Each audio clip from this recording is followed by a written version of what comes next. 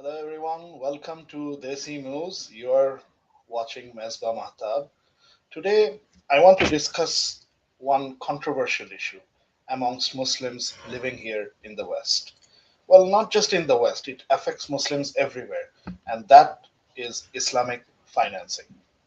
Now, I want to preface it by saying I'm not a scholar. I'm a software engineer by profession, but I have also an MBA, and for almost 20 years, I've been asking questions about Islamic finance, reading books, speaking to scholars, and writing articles articles on Facebook and my blog. Now, this episode is not going to declare anything halal or haram. As I said, I'm not a scholar.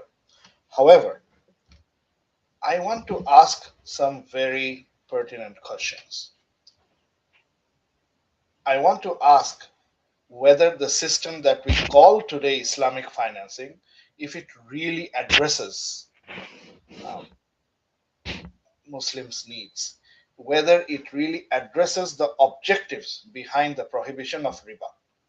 So, my name is Mezba, and you are watching Thinking Between the Lines with Mezba, a special episode of Decimo's podcast.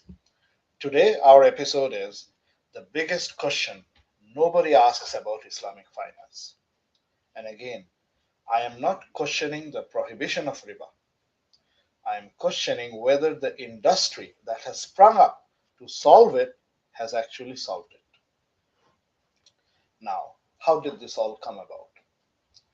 You know, a few years ago, and actually quite a few years ago, when I wanted to buy a house, I sat down at one of the biggest mosques in my city to do the math on Islamic mortgage. They had a big sign there, Islamic financing, ijara. No interest, they said, just a profit rate. So that is when I asked, whose profit? I am the one borrowing the money. Why do I have a profit rate?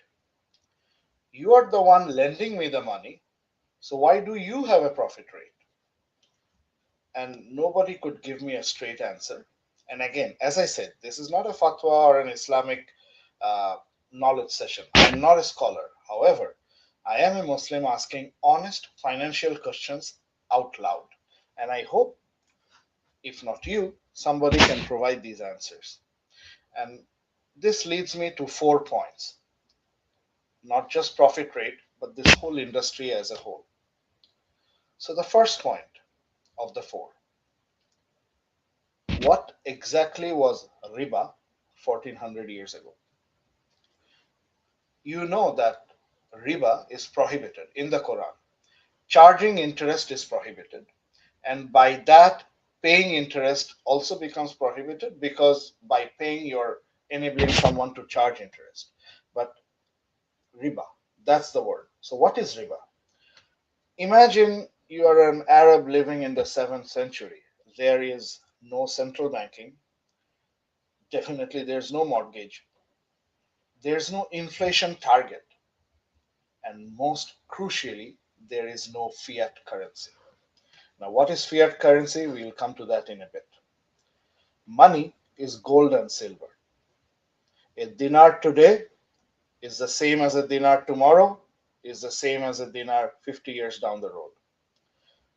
This raises the question, is the interest paid on a modern mortgage the same exact economic phenomenon as the riba that is prohibited in the Quran?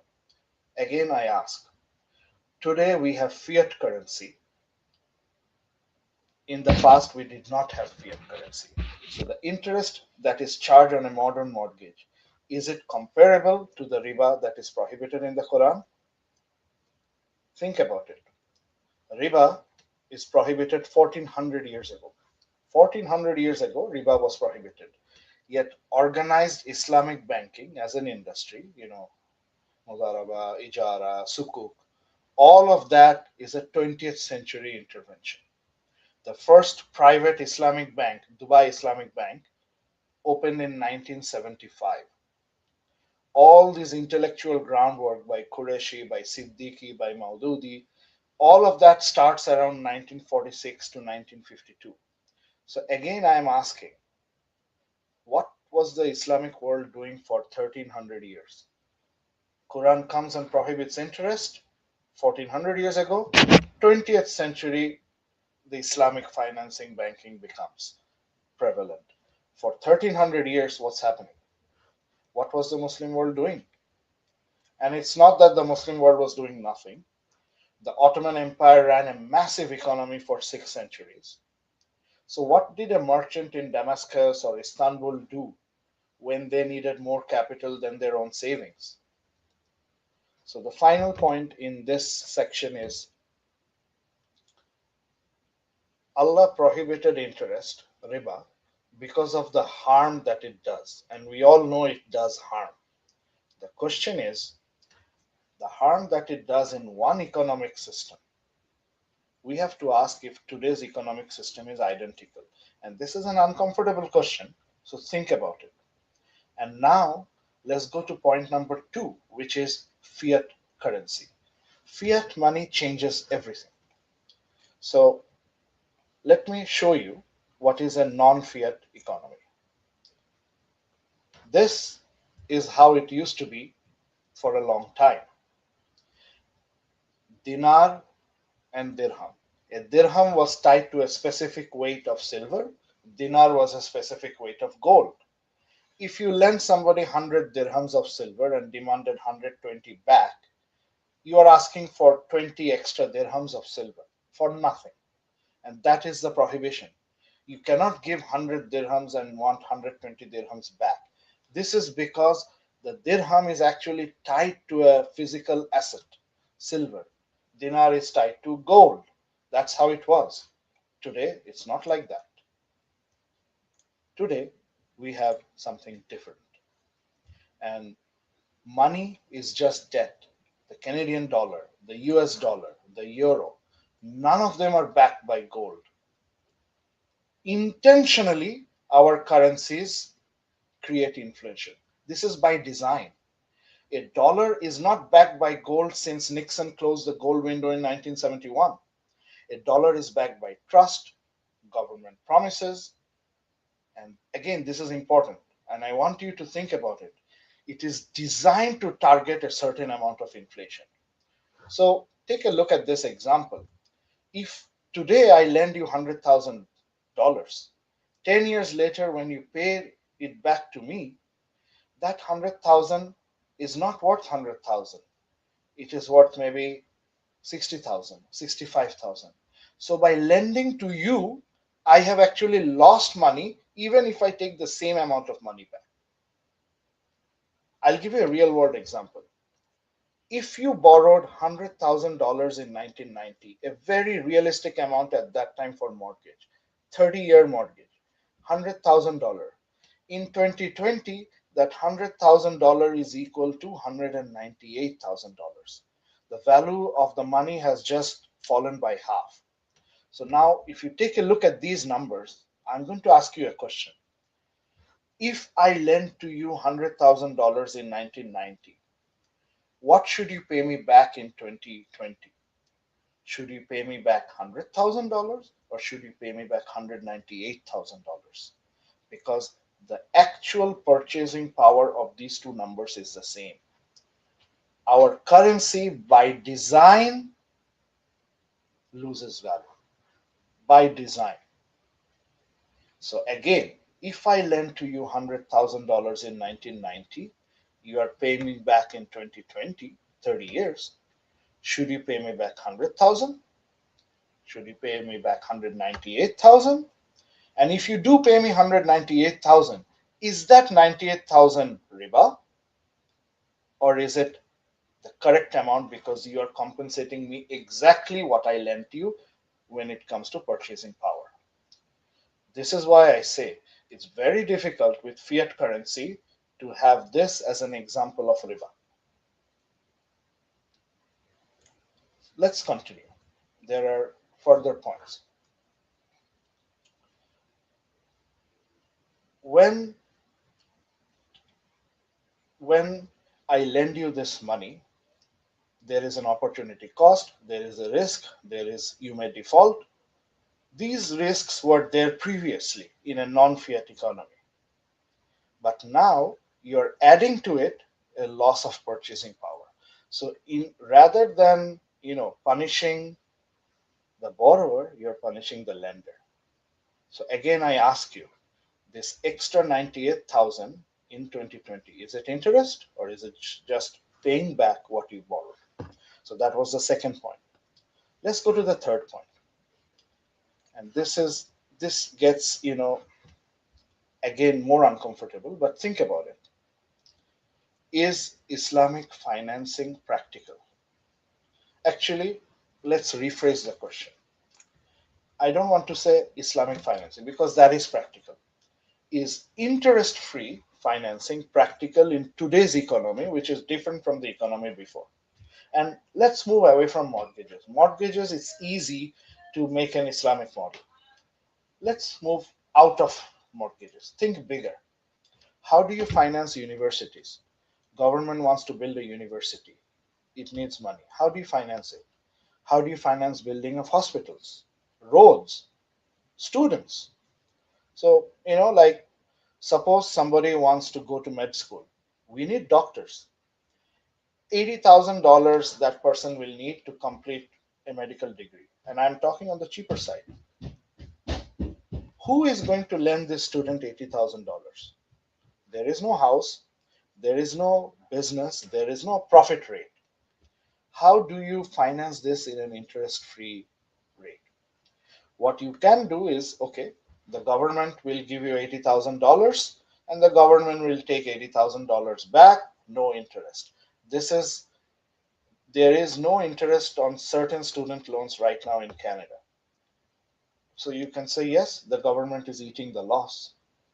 But that is exactly the reason. The government can eat the loss.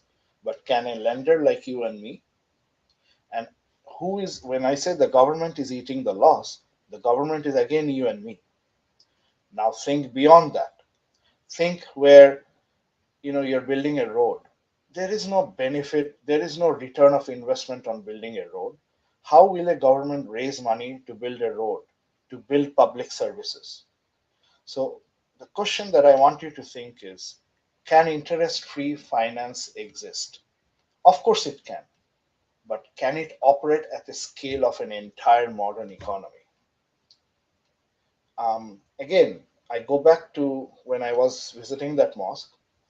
I asked the Imam one question, that we always say that the person who calculates the interest is guilty, the person who pays the interest is guilty, the person who takes the interest is guilty, the person who witnesses the interest is guilty.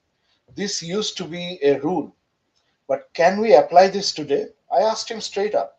If I study accounting today, I have to calculate interest. I have to know how to calculate interest. If I work in a bank, I have to do this calculation. So am I guilty? Should nobody work in a bank? Should nobody study accounting? Should a Muslim majority country not have any accountants?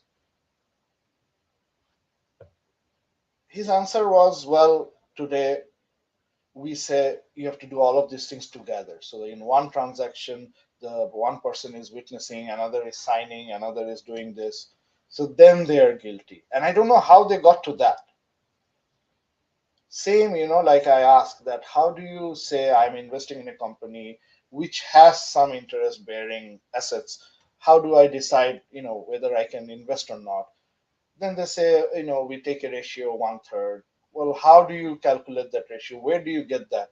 So again, all of these are questions to which they don't have answers. And I'm not saying all of this proves interest is fine. It proves that just don't use interest is a much bigger engineering problem than a 5-minute khutbah suggests. If an industry such as the Islamic banking industry, if it claims to have solved this problem, then it deserves scrutiny. And that leads to my point 4, the final point. Are Islamic mortgages actually different from standard mortgages? And again, I'll repeat, are Islamic mortgages actually different? And this is where many Muslims become uncomfortable. Let's talk about ijara. I started about ijara with my visit to the mosque. So I'm going to put up the model up here. This is your standard ijara model. Let's say you want to buy a house, you put up 20%, the bank will put up 80%. That's fine, completely okay. Over time, you pay the bank and you purchase more and more of the bank's share of the house. So maybe in year one, it's 80% owned by the bank. By year 15, half of it only. And by year 30, you have paid it off. Besides, the way they make their profit is that you pay rent. So initially, 80% of the house is owned by the bank. You're still living there. So you pay a little bit of rent to the bank. That's their profit. We'll ignore the fact that this rent happens to be the same as the interest rate at a conventional bank. We'll completely ignore that for now. This model is very easy to understand as it is. Now, let me ask some questions. And these questions are important. Since the bank owns 80% of the house, will the bank pay 80% of the property tax? Will the bank pay 80% of insurance? If you are renting from the bank, as it is, the Ijara model is you are renting from the bank. Is the bank responsible for the utilities? If you are responsible for the utilities, fine. Is the bank responsible for any paperwork on those utilities? Who is responsible for maintenance of the house? If the house needs a repair, is the bank paying 80% of a plumbing repair? Is the bank doing any maintenance, snow removal, which is the duty of the landlord? How can you charge rent, behave as a landlord, but when it comes to all this cost, suddenly you're not there? Ownership without any shared cost is a very strange kind of ownership. The whole point of interest is to prevent zulm. Here you are putting the zulm on this borrower that you pay 20%, you will pay me rent, and I have no cost because you are willingly signing it away. You are willingly saying, I will absorb 100% of the cost while only owning 20% of the house.